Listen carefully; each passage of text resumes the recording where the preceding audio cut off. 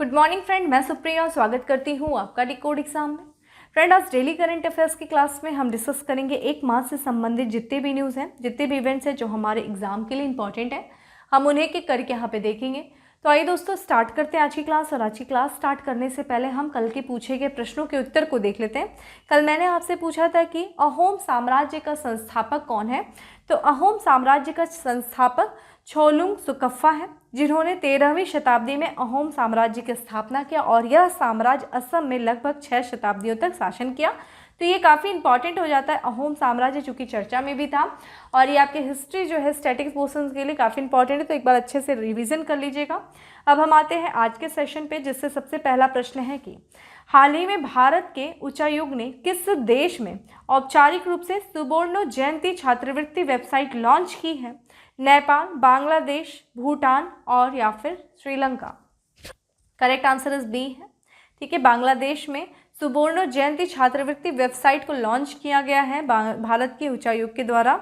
तो बांग्लादेश की राजधानी ढाका में भारतीय उच्चायोग ने औपचारिक रूप से सुवर्ण जयंती छात्रवृत्ति वेबसाइट लॉन्च किया। ध्यान रखिएगा, ये जो छात्रवृत्ति योजना है, इसकी घोषणा देखिए प्रधानमंत्री नरेंद्र मोदी जी के द्वारा किया गया था लास्ट ईयर, जब प्रधानमंत्री नरेंद्र मोदी जी 26 से 27 मार्च 2021 के दौरान बांग्लादेश की यात्रा पे थे। आपको पता ही होगा कोविड के बाद, ठीक है, जो सबसे पहली विदेश यात्रा की गई थी हमारे प्रधानमंत्री जी के द्वारा, वो बांग्लादेश में किया गया था और इसी दौरान उनके द्वारा कुछ घोषणाएं की गई थी। ठीक है, जिसमें से एक घोषणा थी ये आपकी सुवर्ण जयंती छात्रवृत्ति योजना। ठीक है, और इसकी वेबसाइट को भी हाल फिलहाल में लॉन्च किया गया, जिसकी वजह से हम यहाँ पे चर्चा कर रहे हैं। तो बांग्लादेश के नागरिकों के लिए भारत में शिक्षा और व्यावसायिकता के अवसरों को साझा करने के लिए छात्रों के लिए 1000 सुवर्ण जयंती छात्रवृत्ति की घोषणा जो है लास्ट ईयर प्रधानमंत्री नरेंद्र मोदी जी के द्वारा किया गया था। बांग्लादेश की यात्रा के दौरान हम लोगों ने चर्चा किया और इसी के दौरान देखा जाए तो छात्रवृत्ति के लिए समर्पित एक वेबसाइट जो है, एक वेब पोर्टल को भी लॉन्च किया गया। इस छात्रवृत्ति के उद्देश्य की बात करें तो यह देखा जाए सर्वोत्तम और प्रतिभाशाली प्रतिभाओं को आकर्षित करना इसका उद्देश्य, साथ ही साथ भारत की नई शिक्षा नीति के तहत भारत और बांग्लादेश के बीच तालमेल को बढ़ावा देने के अवसर प्रदान करना, ये इस छात्रवृत्ति का जो है उद्देश्य है। चूँकि हम बांग्लादेश की बात कर रहे हैं जिसकी राजधानी ढाका है। बांग्लादेश की करेंसी देखिए क्या है, बांग्लादेशी टका है। वहीं यहाँ के प्रधानमंत्री देखा जाए तो शेख हसीना जो है बांग्लादेश की प्रधानमंत्री हैं। और यहाँ देखिए आपके सामने बांग्लादेश का मैप खुला हुआ है। एक यहाँ पे बांग्लादेश का मैप प्रॉपर है और यहाँ पे हम इस मैप को देखेंगे कि कौन कौन सी भारत के राज्यों की सीमा है जो बांग्लादेश से अपनी सीमाओं को, जो कौन कौन से ऐसे राज्य हैं जो बांग्लादेश से अपनी सीमा को साझा करते हैं। तो देखिए बांग्लादेश, जिसकी राजधानी दोस्तों ढाका है, ये भारत के पूर्व में स्थित है। भारत के पूर्व में स्थित है और यहाँ पे भारत के उत्तर पूर्व के कुछ राज्य और खासकर जो पश्चिम बंगाल है वो बांग्लादेश से अपनी सीमा को साझा करते हैं। तो यहाँ पे देखा जाए पश्चिम बंगाल, फिर देखा जाए असम, मेघालय, त्रिपुरा, मिजोरम। ठीक है, ये 5 राज्य जो है वो बांग्लादेश से अपनी सीमा को साझा करते हैं, भारत के 5 राज्य। वहीं देखा जाए बांग्लादेश की जो सीमा है वो सर्वाधिक लंबी सीमा है, ठीक है, भारत की एक तरीके से, ये भी चीज़ ध्यान रखिएगा। और यहाँ पे देखिए आपके सामने नदियाँ जा रही हैं, जिसमें से हम ब्रह्मपुत्र नदी को देख रहे हैं और गंगा रिवर को। ब्रह्मपुत्र नदी, ठीक है, अरुणाचल प्रदेश से होते हुए असम से होते हुए जब वो बांग्लादेश में प्रवेश करती है तो इसको जमुना के नाम से जाना जाता है। वहीं देखा जाए तो जो गंगा नदी है, जब वो पश्चिम बंगाल से होते हुए जो है बांग्लादेश में प्रवेश करती है तो उसको पद्मा के नाम से जाना जाता है, ये चीज़ ध्यान रखिएगा। और पद्मा और जमुना मिलकर के मेघना का निर्माण करते हैं और यही मेघना जाकर के बे ऑफ बंगाल में, ठीक है, गिर जाती है। ये चीज़ आपके लिए इंपॉर्टेंट है, क्योंकि हमने ये देखा कि ब्रह्मपुत्र, आप मुझे ये बताइए कमेंट बॉक्स में कि जो गंगा नदी है वो किन किन राज्यों से, गंगा नदी का मुझे उद्गम स्थल बताइए और ये बताइए कि किन किन राज्यों से होकर के गुजरती है। ठीक है, ये मुझे कमेंट बॉक्स में आंसर करिए, गंगा नदी। ठीक है, तो ये था हमारे लिए इम्पॉर्टेंट, इसकी लोकेशन ये आपके लिए काफ़ी इंपॉर्टेंट है। अब हम आते हैं यहाँ पे, देखिए ट्रॉपिक ऑफ कैंसर है। देखिए आप देखें यहाँ पे ट्रॉपिक ऑफ कैंसर भी, ये भी बांग्लादेश से होते हुए गुजर रहा है। ठीक है, और कमेंट बॉक्स में आज मैं 2 वर्क आपको दे रही हूँ। एक आपका ये गंगा नदी का बताइए उद्गम स्थल कहाँ से और ये किन किन राज्यों से। दूसरा बताइए ट्रॉपिक ऑफ कैंसर भारत के किन किन राज्यों से होकर के गुजरता है। अब हम आते हैं अपने नेक्स्ट प्रश्न पे और हमारा नेक्स्ट प्रश्न है कि चैंपियन लीग 2022 के लिए सेंट पीटर्सबर्ग के प्रतिस्थापन के रूप में union of European football association द्वारा किस शहर को चुना गया है। पेरिस, न्यूयॉर्क, टोक्यो या फिर London. Correct answer is a है फ्रांस की राजधानी पेरिस को चुना गया। जैसा कि हाल फिलहाल का आप दृश्य देख ही रहे हैं किस तरीके से युद्ध छिड़ा है और रूस की सेना के द्वारा यूक्रेन पे आक्रमण कर दिया गया है। रूस में ही यह स्थान है सेंट पीटर्सबर्ग, जिसके बाद से देखा जाए इस आक्रमण के बाद से बहुत सारे जो है देशों के द्वारा, बहुत सारी संस्थाओं के द्वारा जो है रशिया पे सैंक्शन लगाए जा रहे हैं, बहुत सारे दबाव बनाए जा रहे हैं। बहुत सारे ऐसे इवेंट जो रशिया में आयोजित होने वाले थे, जिनका आयोजन होने वाला था, उनको कैंसिल किया जा रहा है और वो दूसरे स्थानों पे जो है आयोजन किए जाने का जो है निर्णय लिया गया है। जिसमें से एक आप देख रहे हैं union of European football association, जिसका सेंट पीटर्सबर्ग में जो है आयोजन होने वाला था, अब इसको पेरिस में किए जाने का निर्णय लिया गया है।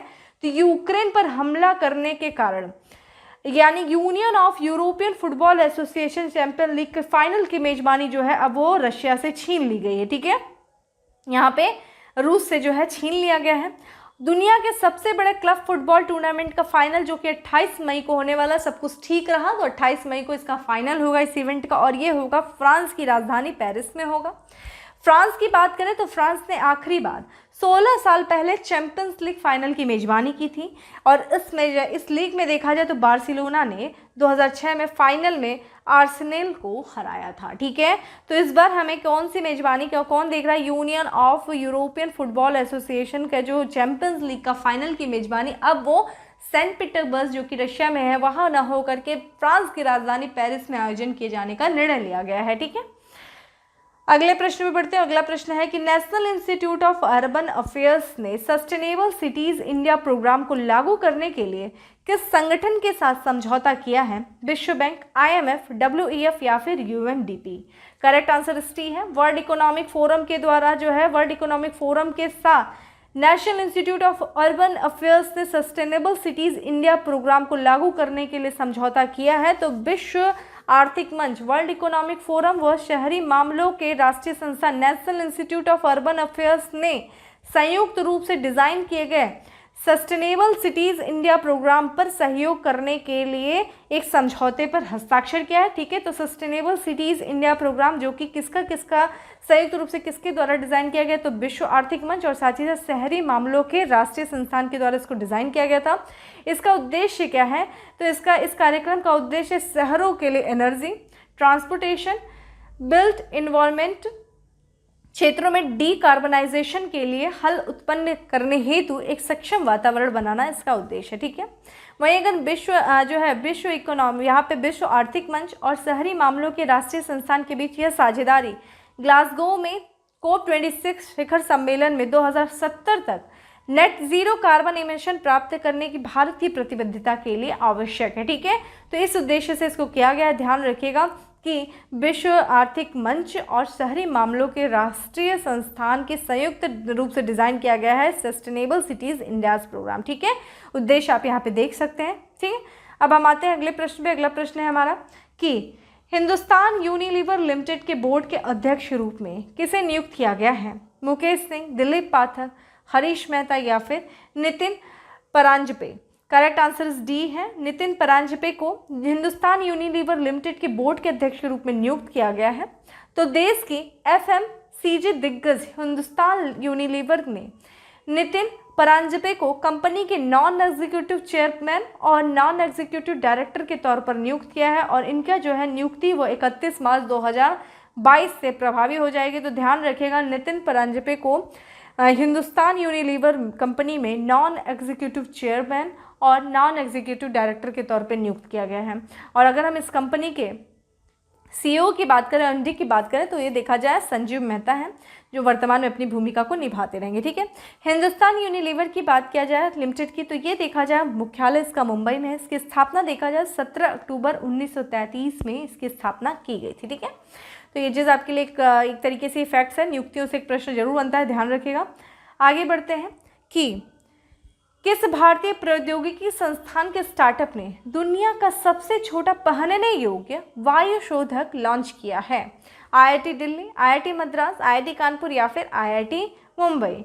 करेक्ट आंसर इज ए है, IIT दिल्ली के द्वारा दुनिया का सबसे छोटा, ठीक है, पहनने योग्य वायु शोधक जो है लॉन्च किया गया है और IIT दिल्ली की एक स्टार्टअप है। तो IIT Delhi startups nano clean global ने, ठीक है, ये नैनो क्लीन ग्लोबल जो है आईआईटी दिल्ली का स्टार्टअप है और इसके द्वारा दुनिया का सबसे छोटा वेयरेबल एयर प्यूरिफायर, ठीक है, इसको लॉन्च किया गया है जिसका नाम नासो 95 है। इसके लिए इसके अनुसार देखा जाए तो नैनो क्लीन ग्लोबल नासो 95 एक N95 ग्रेट नेजल फिल्टर है। यह उपयोगकर्ता की नाक के छिद्र से चिपक जाता है और बैक्टीरिया, वायरल संक्रमण और पराग और वायु प्रदूषण को रोकता है, ठीक है। तो ये क्या है, नासो 95 क्या है, एक तरीके से ये दुनिया का सबसे छोटा वेयरेबल एयर प्यूरिफायर है जिसको लॉन्च किया गया है आईआईटी दिल्ली के स्टार्टअप्स, ठीक है, नैनो क्लीन ग्लोबल के द्वारा लॉन्च किया गया, ठीक है।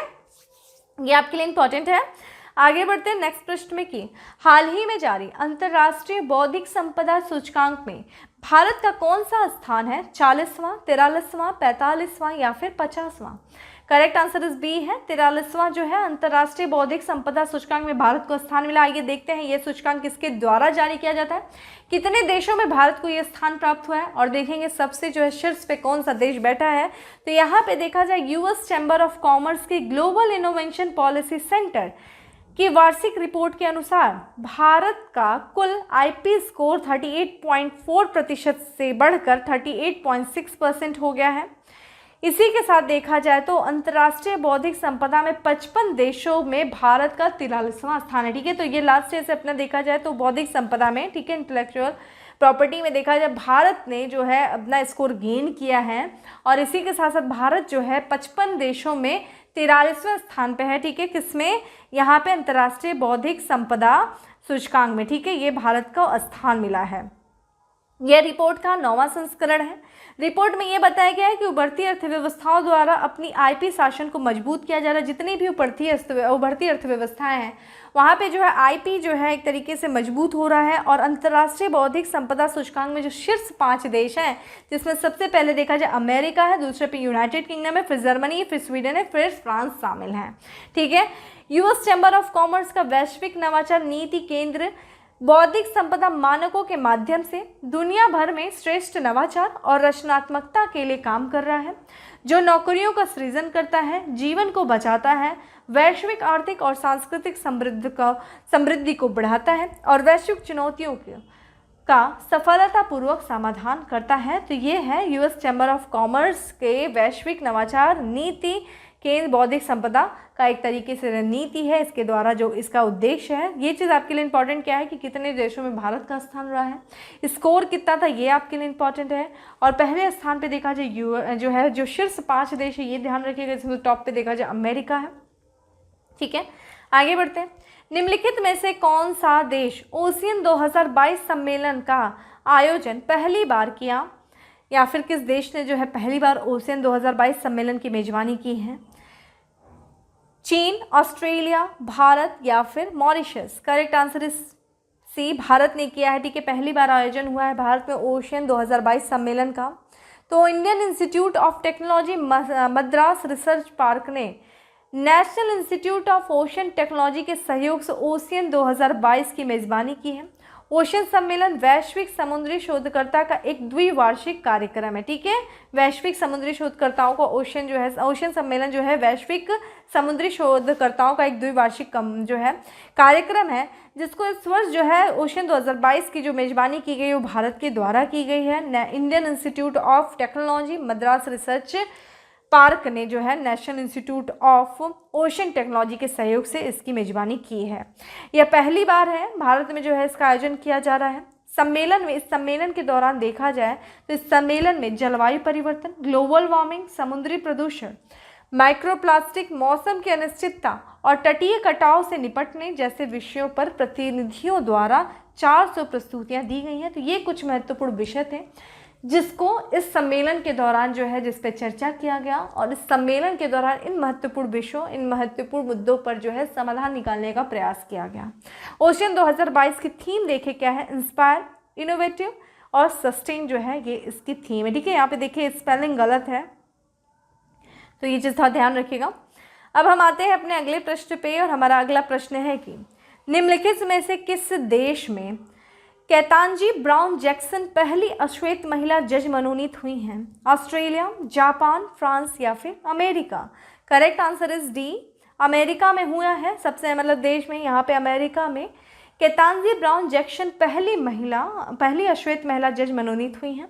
तो अमेरिका के राष्ट्रपति जो बाइडेन ने फेडरल अपील कोर्ट की जज केतांजी ब्राउन जैक्सन को सुप्रीम कोर्ट की जज के रूप में मनोनीत किया है। यह पद ग्रहण करने वाली पहली अश्वेत है। ठीक है, ये चीज़ ध्यान रखिएगा, इंपॉर्टेंट है ये। आते हैं अगले प्रश्न पे, और अगला प्रश्न है कि भारतीय रेलवे का किस राज्य में भारत हैवी इलेक्ट्रॉनिक्स लिमिटेड द्वारा 1.7 मेगावाट सौर संयंत्र लॉन्च किया है? मध्य प्रदेश में, तेलंगाना में, उत्तर प्रदेश में या फिर उड़ीसा में? करेक्ट आंसर इज ए है, मध्य प्रदेश में लॉन्च किया गया है। तो भारतीय रेलवे के लिए उत्तर प्रदेश, यहाँ पे माफ करिएगा मध्य प्रदेश, ठीक है, मध्य प्रदेश में। तो भारतीय रेलवे के लिए मध्य प्रदेश का बीना, ठीक है, बीना जो है जगह, वहाँ पे जो है भारत हैवी इलेक्ट्रॉनिक्स लिमिटेड के द्वारा 1.7 मेगावाट सौर फोटोवोल्टिक संयंत्र लॉन्च किया गया है। ध्यान रखिएगा, ये भारतीय रेलवे के लिए किया गया है। किसके द्वारा? भेल के द्वारा किया गया है। 1.7 मेगावाट सौर फोटोवोल्टिक संयंत्र लॉन्च किया गया है, ठीक है, मध्य प्रदेश के बीना में।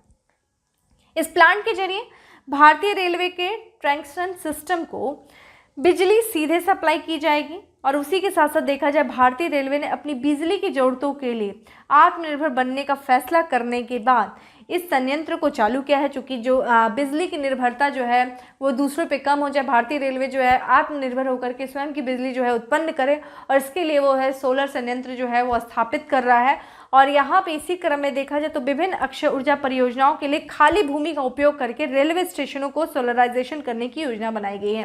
ठीक है, तो यहाँ पे जितनी भी जो रेलवे की ज़मीन है जो खाली पड़ी है, वहाँ पे क्या है, सोलर जो सिस्टम को स्थापित किया गया। और भी बहुत सारे जो है अक्षय ऊर्जा परियोजना, उनके माध्यम से जो है आत्मनिर्भर बनने का प्रयास किया जा रहा है भारतीय रेलवे के द्वारा। ठीक है, बिजली के मामले में कि वो खुद की जो है बिजली का उत्पादन कर सके, जितने भी स्टेशन हैं वहाँ जो है उस पर दूसरे की निर्भरता ना रह सके। ठीक है, तो ये चीज़ ध्यान रखिएगा। और इसी के तहत जो है बीना मध्य प्रदेश में भेल के द्वारा 1.7 मेगावाट सौर फोटोवोल्टिक संयंत्र चालू किया गया। ठीक है, आगे बढ़ते हैं, और उसके पहले ये भी देख लेते हैं भेल के बारे में। देखिए, भेल के जो इस समय अध्यक्ष हैं और एमडी हैं नलीन सिंघल जो है इसके अध्यक्ष इस समय एमडी है। भेल की स्थापना 1964 में किया गया था और इसका मुख्यालय नई दिल्ली में है।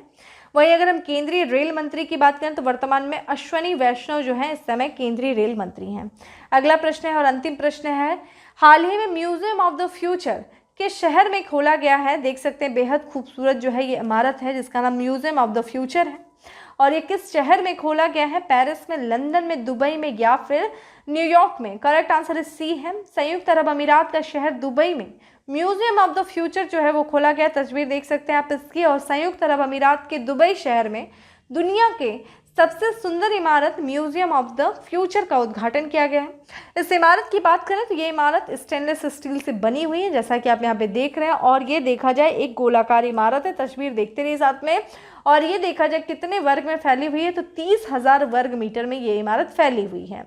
चूँकि ये इमारत 7 मंजिला, ये भी चीज़ ध्यान रखो, और 77 मीटर या फिर 225 फीट ऊंची है।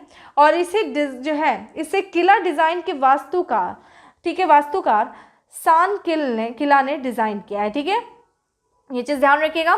तो ये था दोस्तों आज का हमारा 10 MCQ। अब आ जाते हैं क्वेश्चन ऑफ द डे में कि दुनिया के सबसे बड़े और सबसे छोटे ऑब्जर्वेशन व्हील का अनावरण किस शहर में किया गया था? हम लोगों ने बहुत समय पहले देखा भी था, इसके बारे में पढ़ा था। तो दुनिया का सबसे बड़ा और सबसे ऊंचा ऑब्जर्वेशन व्हील का अनावरण किस शहर में किया गया है? कमेंट बॉक्स में आंसर करिए, कौन सा देश है, कौन सा शहर है जहाँ पे किया गया था। ठीक है, तो दोस्तों इस तरीके से था आज का हमारा करंट अफेयर्स। इसकी PDF आपको टेलीग्राम ग्रुप पे मिल जाएगी और उसका लिंक आपको डिस्क्रिप्शन बॉक्स में दिया हुआ है। सेशन अच्छा लगा हो तो लाइक करना नहीं भूलें, ज़्यादा से ज़्यादा लोग को शेयर करें, चैनल पे पहली बार आए तो सब्सक्राइब करना नहीं भूलें। फिर मिलते हैं नेक्स्ट सेशन में, तब तक के लिए bye, have a good day, stay safe and stay happy.